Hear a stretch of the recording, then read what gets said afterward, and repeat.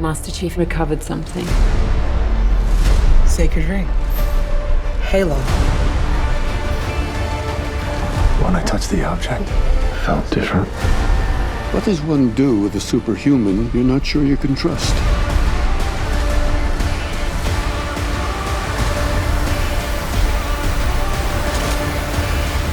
Find the Halo. Win the war.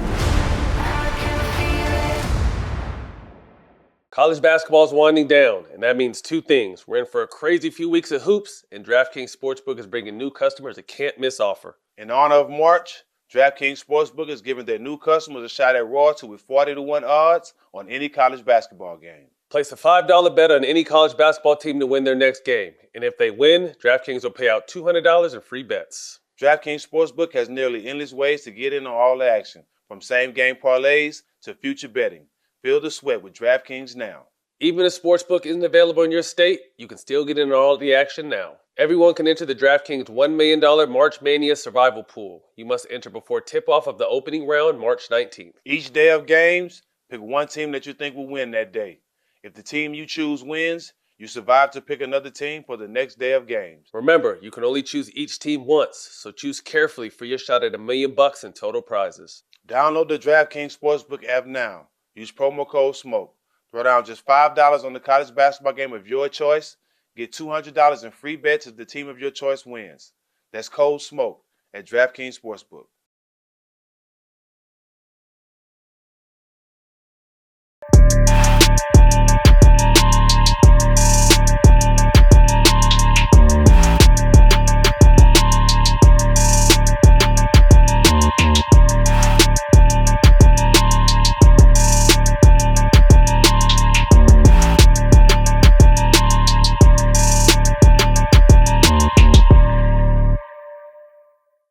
Welcome back, All the Smoke LA edition. Jack, what's happening, baby? Man, we doing it, and we gonna keep doing it. Man, it's been a nice couple of days, man. I guess if you know what I mean, showed up and showed out. Today will be and it's only getting better. Today will be no different.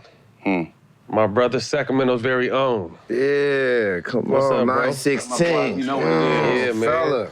The 916 Mozzy, man. First off, congratulations are in order.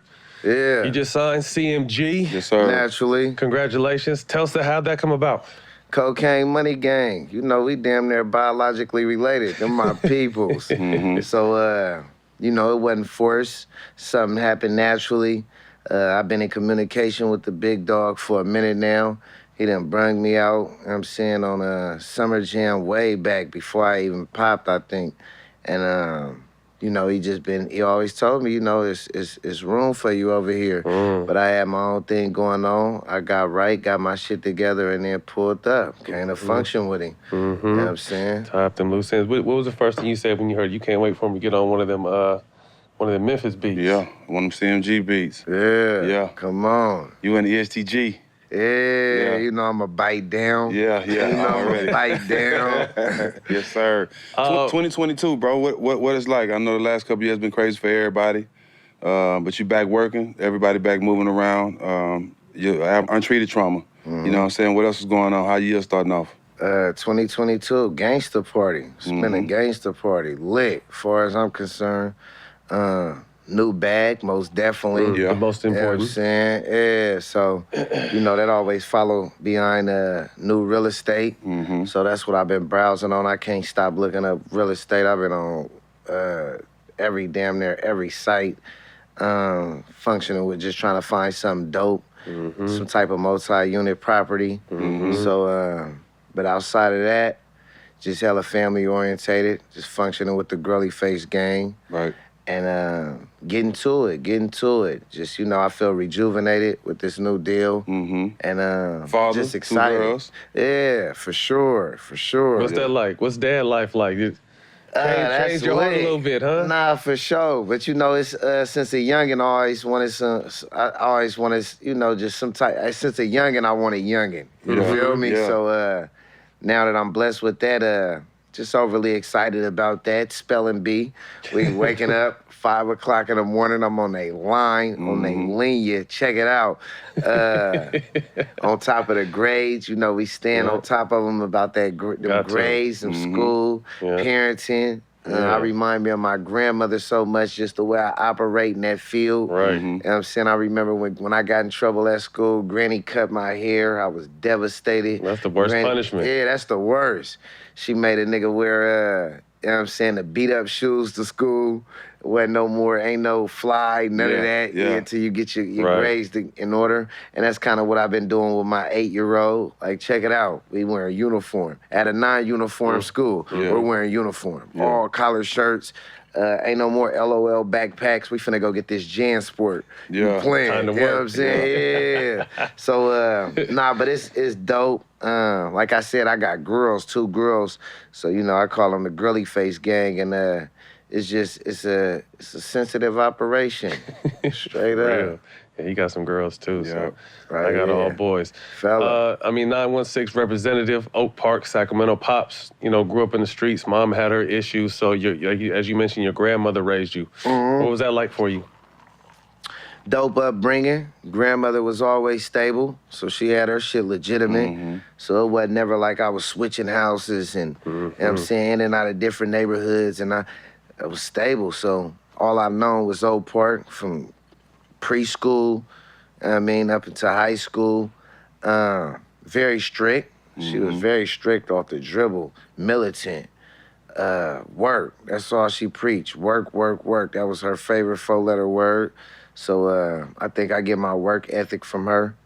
And what else? Just like I said, it was a dope upbringing. I ain't really function with Grams though, just, you know what I'm saying, being rebellious up until I was like 17. Yeah, you understood. Yeah, then That's I how we understood. were. Yeah, I was saying, Yeah. Mom said she did everything for her and didn't really understand what she was trying to preach.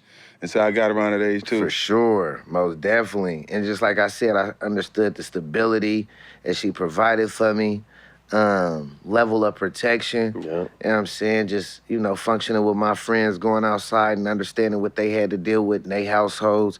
I'm like, that type of shit don't transpire in mine. Everything just legit, smooth, just a program.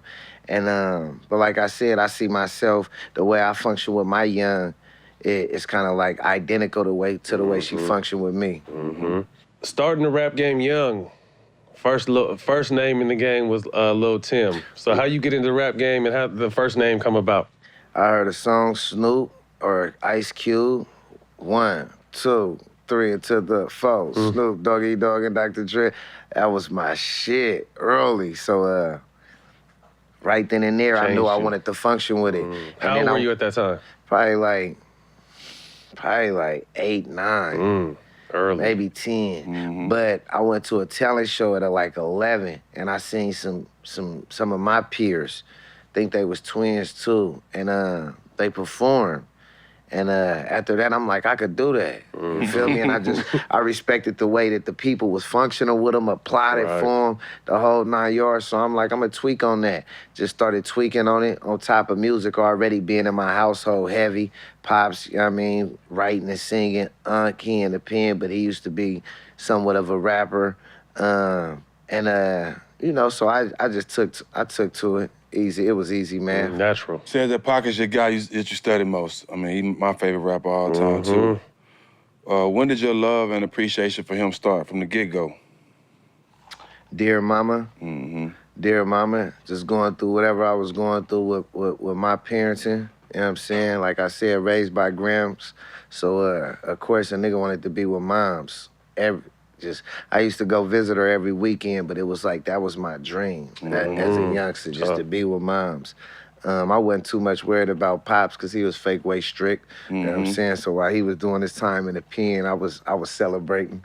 You know what I'm saying? on some, you hear me? But yeah, I just wanted to be with mom. So when I heard Dear Mama, it just really touched me at an early age. And I was like, nigga, he crazy. And then on top of Graham, she functioned with him heavy. Posters, books, recorded interviews. You know, that's when we had the VHS. She used to record. Oh, you say grandma was on himself? Yeah, she loved Pac. That was, you know, he all around her household while he was alive. And then so when he died, you know, it was she maximized on his words. And yeah, she had her own books. I used to steal her books and be reading this shit, you feel me? So Yeah, I functioned with Pac heavy, but I think it was the Dear Mama who really captivated me. Mm-hmm. Other than Pac, who you were listening to growing up? Jacka. The Jacka. Rest Out in of the peace. gay area. Yeah, Messy Marv. Yeah. Messy Marv. You know, that's when I got the smell of my gangsters, so them on that type of time. But before that, it was a couple Sacramento artists. Of course, my uncle, GP the Beast. And then people within my neighborhood. I was heavily influenced by people within my neighborhood who was What you dropping seen? music. Yeah. See, was it similar? I mean, I'm a little bit older than you, but I tell people when I was in Sacramento and I came to LA, that's when I kind of started listening to everything else. But when I was in Sac, it was strictly Sacramento music, West Coast music, you know, Bay Area music, but it wasn't nothing really outside of that bubble for me. Nah, for sure, because, you know, I ain't gonna lie, the internet wasn't booming like that. Right. So it was just whatever you had in your circumference, that's what you kind of gravitated towards. And that's how it was for me. It was, I didn't get to see what they was doing in LA. I didn't get to see so the furthest we went was the Bay Area. And that's where you get Jacka and Messy Marv from. Keith, you know what I'm saying? And, you know, but we a part of the Bay Area market, so that was just, you know, that's a no-brainer. But yeah, I was tweaking on everything that was in my circumference, everything that was coming out of Oak Park, and you know, we didn't really function with anything outside of Oak Park, just on a political aspect. Right. Yeah. Your childhood was the glory days of the Sacramento Kings. You posted a picture with Paige Stojakovic.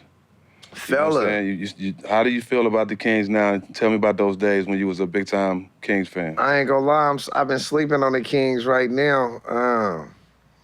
But back in the days, like, that was it. You know, I mean, when we had Bibby, you know what I'm saying, William. Webb, that number 4, you hear me? Stojakovic, come on, it was a gangster party. And I still feel like we got played out of them rings. You know what I'm saying? Yeah. But nah, it was. Fucking with them Lakers. Yeah, you hear me? Fucking with them Young B. Nah, fucking with them refs. Yeah, fucking with them refs, Refs. Come on. Yeah, because I was at UCLA during that time. So obviously growing up a Laker fan, but then, you know, the Kings just start rubbing off on you when they start getting better. So it was just like I was holding it down for Sac, but I've been going to school at UCLA with everybody. Kobe on our campus, so it was all Laker. Fuck Kings, but I was definitely riding for the Kings, though. For sure. Who you like watching now in the NBA? Of course, you know, I'm a LeBron fan, so I function with Bron heavy. And then, you know, I've been in this jurisdiction for a minute. So, yeah, I mean, I frequent the Lakers game, but I'm still naturally a King at heart. Yeah. You know what I'm saying? You gonna just go down with them? We go down with them. Just like the Cowboys, too. Loyal. I'm Cowboy, too. Yeah, just go down with them, man. I got a Cowboy set. Y'all feeling pain across the board, huh? Yeah, it's good, though. We take it on the chin. Y'all feeling pain across the board. When did you come up with the name Mozzy? What'd that derive from? Mozzy, mozzarella marmalado. I was just in a super creative time. You feel me? Time I say that again? Yeah, mozzarella marmalado. Yes, sir. I was just super creative in them times. And before Mozzy, it was Eyes-ism. So you could just see right there that I was just tweaked out. You hear me? But nah, my auntie, I think I named a puppy of mine's Mozzy, mozzarella. And then my auntie just started calling me Mozzy. So, you know, once auntie started, you know, it's stuck. When auntie call you something, it stick. Tag. So yeah, it kind of stuck. I gave it a meaning, money over Zary Zane Youngin, and we ran with it. And you know, the ASAP, I think ASAP and them was booming at the time, and I kind of like, I like the way that they was putting ASAP on everybody's name. I'm like, we gotta run something like that. You feel me? Where it's like inevitable, where it gotta pop. Right. E Mozzy, D Mozzy, Hus Mozzy. Just we gotta stick that Mozzy on everybody's name, and you know, eventually, like you throw a handful of rocks, it'll stick. And then you know, so we ran with that, and that shit worked in our favor. There was no plan B for you, but when did you really know rap was gonna be your path? I ain't gonna lie, I thought early on, I was gonna, you know what I'm saying, be able to compete with Bow Wow and Lil Romeo and them. I thought I was gonna be able to max them out, you know what I'm saying? The street version? Yeah, and it got kind of spicy, it got spunky, so, you know, it got ugly. I couldn't, like, I'm talking about sending demos out to labels, just super promotion, street team, running the course, everything you supposed to do. And, you know, ain't nobody double back on me. It was never no deals on the table for me. And I'm talking about 16, 17. And if you would have asked me at that time, I had it. I was the truth of what I was doing. But I was overlooked. Wasn't no internet involved at the time, maybe MySpace. And, you know, it just shit. I just kept going, though. I stayed the course. Like you said, it wasn't no plan B. I felt like I just invested too much time, energy, effort into this to where it gotta, even if I build a cake off crumbs, it gotta work in my favor one way or another. And so I ain't gonna lie, it just got to the point where I was like, CD Baby came out. And I learned how to get my music on iTunes through CD Baby. I put it on CD Baby and it ended up on iTunes. Just to be on iTunes alone was super big for me. You got an iPhone, you can go to iTunes, look my shit up. Yes, sir. Yeah, that was lit. I used to buy my own shit off of that. So once I found out how to do that, I'm like, all right, pennies was coming in. Pennies, probably like $400 or $500 every project I dropped. And I felt like if I dropped 100 projects, like I said, pennies was coming in, but I felt like if I dropped 1,000 projects and, you know, they spent $100 for each project, that's 100,000. You feel me? And the way as passionate I was about music, 1,000 projects really ain't nothing. 6 songs, nigga do 6 songs, that's 6,000 songs. Nigga, I run through 6 songs a day. So, you know, we'll get 1,000 projects within 3-4 years, and nigga, you know what I'm saying, me to eventually, I eventually be up there. But that's how I was just marketing. That's how I was looking at it. Drop 1,000 projects or drop 100 projects. Everybody spend $1,000 on each project, and I'd be able to, you know what I'm saying, be able to make a decent living off of it. But I was just so passionate about the music that, you know, I just stayed the course and kept applying press. March Madness is here. Not everyone can have a perfect bracket, but you can have a perfect set of balls. This tournament season with the sponsors of today's show, Manscape. The leaders in below-the-waist grooming has just launched their ultra-premium collection to give you the total championship hygiene routine.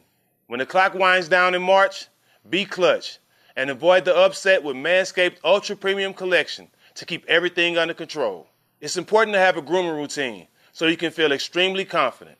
We all know how essential the Manscaped Lawnmower 4.0 electric trimmer is for the precise trim below the waist. Their advanced skin-safe technology reduces cuts on your basketballs. But now, you can enhance your big dance in the shower with their ultra-premium collection. The package includes the Manscaped Premium Deodorant. Not for your balls, for your armpits. The deodorant dries clear. It's aluminum-free and smells like the signature scent. It also has hydrating body moisture. It's designed to keep the skin feeling clean, smooth, and smelling fresh. Manscaped also included their body wash that lathers you up with their infused aloe vera and sea salt shower gel. Finally, they threw in a 2-in-1 shampoo and conditioner and a 3-pack set of lip balm as a free gift. There's 4 products plus a gift set inside the Ultra Premium collection. All of these products are cruelty-free, paraben-free, vegan-friendly, and dye-free. The best ingredients with zero compromise. Get 20% off and free shipping with the code SMOKE at manscaped.com. That's 20% off with free shipping at manscaped.com and use code SMOKE. Make sure you call on Manscaped this tournament season or your bracket won't be the only thing that's busted.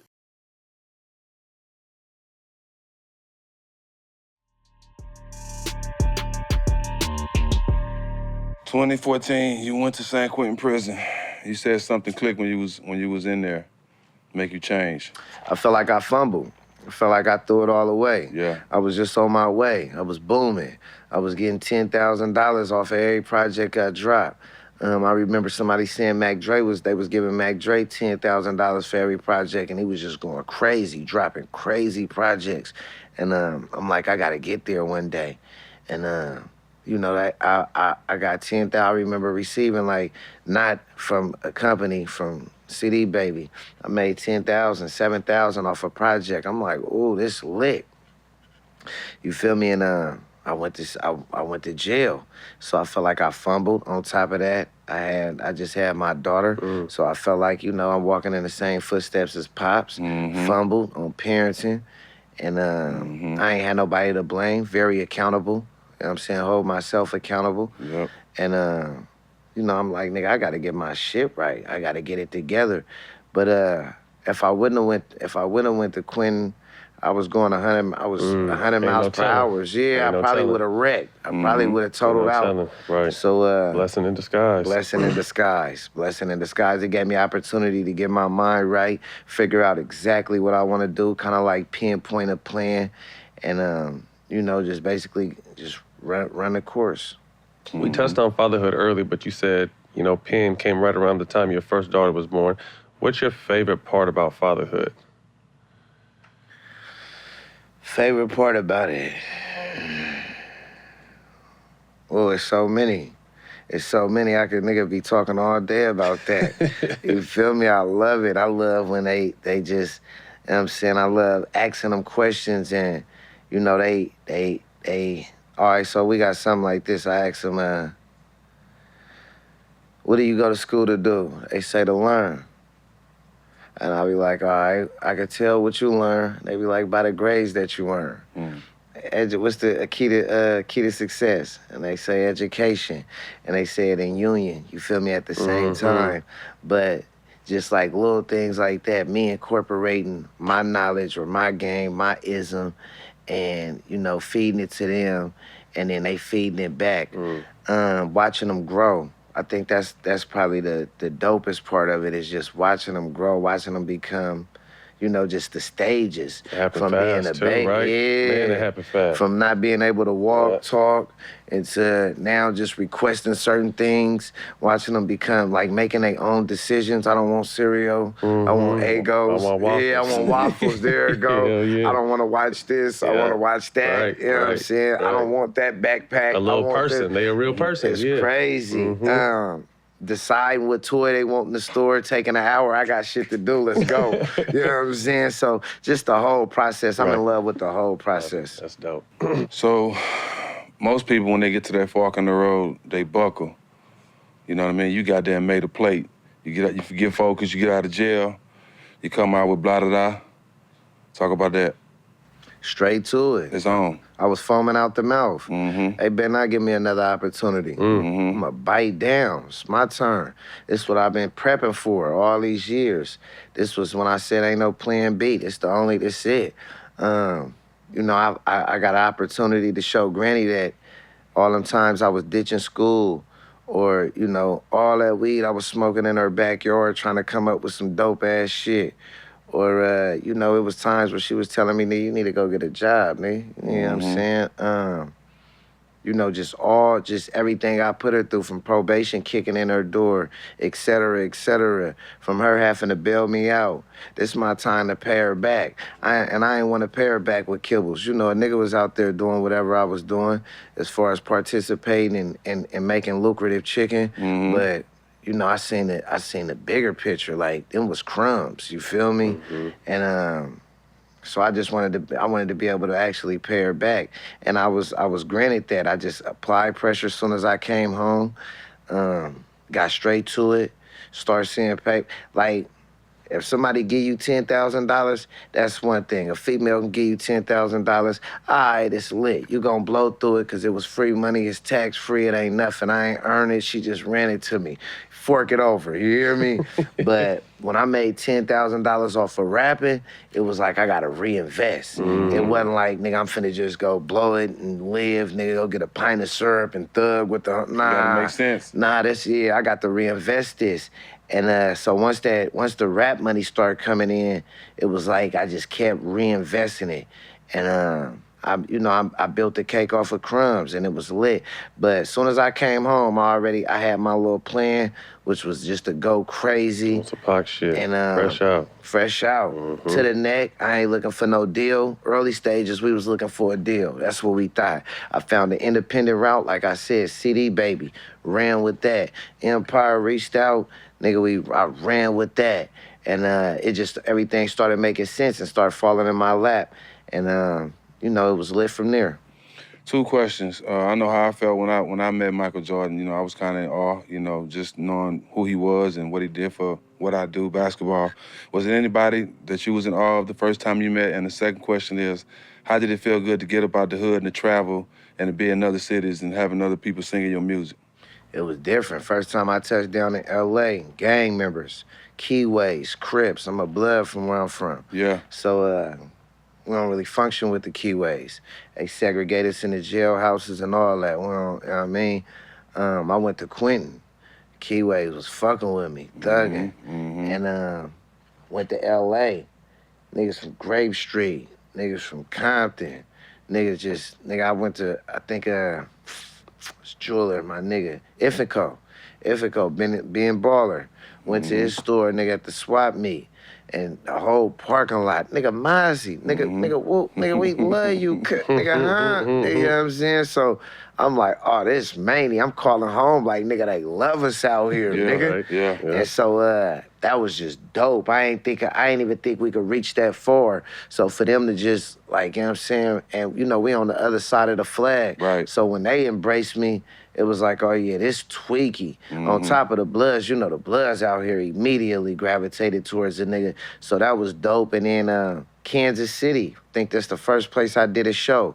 Word for word, verbatim. They try to make me the headliner. I'm like, I don't think I should be the headliner, nigga. I'm bumpable with just being, you know what I'm saying? On the show, I ain't, we don't gotta do all the extra shit, Mozzy hit, you know what I mean? Just let me perform my songs, get up out of here.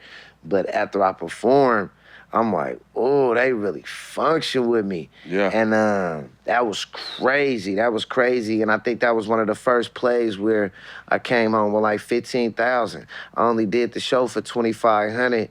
And then they just buying verses, buying EPs. Here, nigga, I got 5,000 for an EP, 7 songs. Here, this nigga want 2 verses. Here, this, and you know what I'm saying? I left with like 15,000. So that was mainly. But what was the first question? You ever bump into somebody in the rap game? Yeah, Kendrick Lamar. Yeah. And he I think he started rapping Sleepwalking. Couldn't believe it. Come on, K-Dot, Sleepwalking? Yeah. Nigga, word for word? What? You know who I am? Nigga, come on. It's a gangster party. Yeah. So, yeah, most definitely. Nah, so he shouted you out in his Grammy speech. Obviously, that kind of opened your eyes, thinking like, this is one of the, Eminem just named him one of the greatest lyricists, or in his opinion, one of the greatest lyricists of all time. So, bumping with Kendrick, you end up on the legendary Black Panther soundtrack. Mania alley-oop. That was a mania alley-oop. Crazy. Granny got to see that. She done checked out on us due to cancer. Rest in peace. Before that, she got to see that. And that was big for you. That was big. That was one of my biggest accomplishments outside of tearing her off them chicken McNuggets. You feel me? That's the best feeling in the world. Yeah. But she got to see that. She went, and she didn't, I ain't prep her for it. It wasn't like I'm in a movie, my song in the movie, none of that. She went to go see with the fam. Just, Yeah, she came home and was just in tears, whole squad. Just like, it's crazy. Not only is we on the soundtrack, I think I told her about the soundtrack, but I didn't tell her I was in a movie. I kept that, the sleepwalking in the actual movie. So that was big. That was big. That was monumental. It's funny, because like, I fuck with your music, but this is our first time meeting. Yeah. You know what I mean? And like, you talk about your grandmother, like I was the same way. I was able to put up bricks for my grandmother before she passed. So all the stuff you saying, it's resonating. I can see why I fuck with your music. You know what I'm saying? Yeah. Any piece of advice Kendrick gave you that sticks with you? Or anything you saw in him that just made him special in your eyes? No, I ain't gonna lie, just him knowing my music. Okay. Just him knowing that alone, that was I was mind blown. I couldn't believe it. Like I went home and told everybody about that. And you know, that shit, and then the alley-oops, the unlimited alley-oops, you know what I'm saying? He did tell me something. He told me that, he said, you know, I'm big dog where I'm from. He's saying, talking about himself, I'm big dog where I'm from. But nigga, all my niggas love you. Mm-hmm. He like, nigga, you know, they function with me or whatever the case, you know what I mean? But nigga, they want to hear that Mozzy, you feel me? When that's what that shit touch him. And he like, you know, that's big, bro. Like, that's, you on a different level. And that just kind of fucked me up because I know exactly what he's saying. I understand it. You know, he come from the same terrain we come from. So for him to just acknowledge that and pass me them typical type of flowers, nigga, that was lit. I run with that. Anybody you looking forward to working with that you haven't got a chance to work with yet? I fuck with the Baby. He fuck shit up. Of course, Drake, Future. I don't know how this nigga Kanye ain't put me on Donna. Nah, I fuck with everybody, man. You know I ain't biased. I'm creative. Right. I function with the whole industry. It's dope just to see African Americans running up these type of bags, and you know what I'm saying? Me like, you know, long as it ain't, it don't got nothing to do with no, you know, politics will turn you into a hater. Come on, man. Politics will turn you into a hater. And it's everywhere too. It's everywhere. So long as there ain't no political strain, nigga, I'm fucking with people. All right, we came down to the end of the show. We got quick hitters. First thing to come to mind, let us know if you could be remembered by any bar or lyric thus far in your career, what would it be? Oh, that's a good one. We done came a long way, traveled down the wrong way. I ain't find no shell cases, thankful for the cold case. Yeah. Thankful for the prostitutes, assuming that we soulmates. Thankful for the big homies, coached me through the dope game. Shit like that. Yeah. Top 5 Cali. Different. Yeah. Top 5 Cali rappers all time. Top 5 Cali rappers, they always whoop on me with this one. Niggas be mad. I be like, nigga, that's my top 5, nigga, chill. You know what I'm saying? Yeah. Let me do my shit, bro. You know what I mean? But, you know we gonna have to go with Jack. I think last time I did that, I forgot to add him on the list, so I'm gonna get him out the way immediately just because that nigga done did something to my spirit. And he done helped me grow through my little adolescence years, through the most important years. You know, them years where you jump off the porch, where you outside. I mean, even when you go to jail and you think about lyrics, certain lyrics that get you through them times, he provided them for me. Pac, most definitely Pac, fella, you know what I'm saying? In the household, everybody love that nigga, everybody.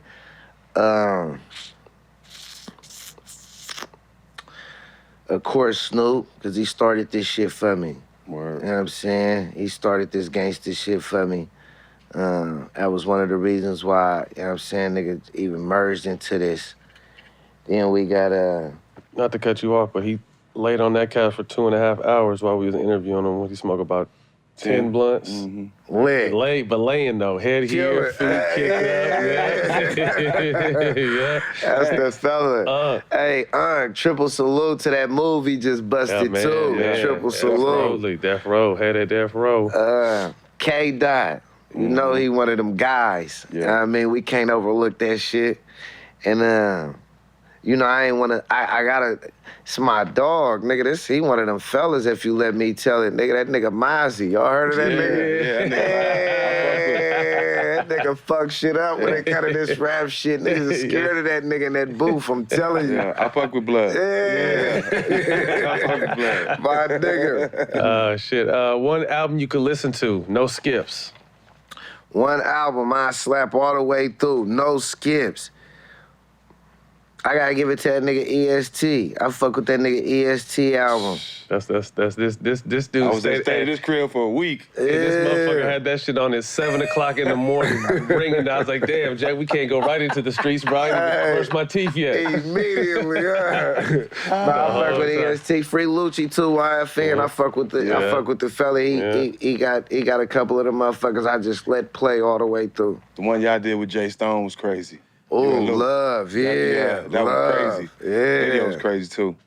Courtside tickets to any game in history. What game would it be? All right, so they already had me at the Clippers. Shout out the Clippers, nigga. They done put me on the court, nigga, 10 times. Nigga, I love the Clippers. You know what I'm saying? But you know, I've been on courtside Sacramento. You know what I'm saying? I was mad they ain't put me on the big screen. It was lightweight hate, nigga. They should've, yeah. 916, nigga, y'all quit doing that shit, man. I'm one of them guys, nigga. Don't let them politics, you know what I'm saying, me. Don't do that, nigga. Don't do that. But courtside. Any game in history. Any game in history. Yeah. Oh, you gotta sit me on the floor with Jordan and them. Yeah. You gotta sit me on the floor with Jordan and them. Yeah. Utah. You got crossover. I was around for that. Yeah. I was paying it. You know, I ain't gonna lie, nigga. I wanted to play basketball before this rap shit, but I got to high school and realized them niggas was dunking. Yeah. You know what I'm saying? And I remember a nigga told me, nigga, you got handles, nigga, but your jumper off. So he kind of threw me off from there. I'm like, fuck all that. Nigga, I'm thugging. You hear me? But I thought I was hot sauce and one. I come from the and one era, so I thought handles was gonna get me there. I thought AI just had handles. I ain't know he was a total package with this shit. But nah, for sure. But I think I'd do a Bulls gang. I like the Bulls in Utah. Yeah. Final question, man. If you could pick a guest to be on our show, who would it be? But you have to help us get your answer on the show. I got to? Yeah. Mm-hmm. I know somebody already. I don't know who you thinking, but I know who I'm thinking. Oh, if I put a nigga, I sit a nigga right here on this purple velvet. Mm-hmm. Sit a nigga right here on this purple velvet, huh? Oh, why y'all ain't got Trader Truth on here? That's my boy, too. That's family from the same area. Man, come on, get my nigga Trader Truth up here, man. We talking about good game and ism and wisdom and shit, man. Stick that nigga Trader Truth up here, man. Because that's somebody I can really, you know what I'm saying, participating and getting up here. Yeah. Big bruh function with me, so you know what I'm saying? I ain't want to throw a name out there where I just, you know what I'm saying, send a text and they don't really respond, yeah. We appreciate I want to send somebody I can really get up here. Well, man, we appreciate it. Congratulations on the new deal. Blessed to continue to be a great father, man. And man, I'm proud of you, man. Being from out that way is, you know, very few of us that really get out. For sure, most definitely. And you're definitely doing it now, man. So we just want to commend you for that, man. Keep doing your thing. Good looking, Appreciate man. You, I want all the smoke around this motherfucker. Yes, sir. That's it. Good That's money. a wrap. You can catch. But before we leave, forget, man. We got to give gifts. on, bro. Yeah, my fault. Come on, bro. We come bearing What you mean? gifts. What Come you on, man. mean? Killer kits. Come on, I want all the smoke. we can't do that. I want all the smoke. Bag and gear What? inside. A travel What? bag. Smoke.store. Got some Come gear on. inside. Y'all want to go get it, but bro, you know we can't do that. Yeah. Gotta leave you with something. Come on. I'm finna utilize this motherfucker too. Hey. I'm gonna stick 100 M's in this motherfucker. Okay, I was about to say, yeah. No, the 100 ain't going, the 100,000, that F in your pocket. Yeah. No, I need 100 M's this time. Right You know what I'm there. saying? Yes, sir. Yeah, good looking. Yes, sir. Good shit.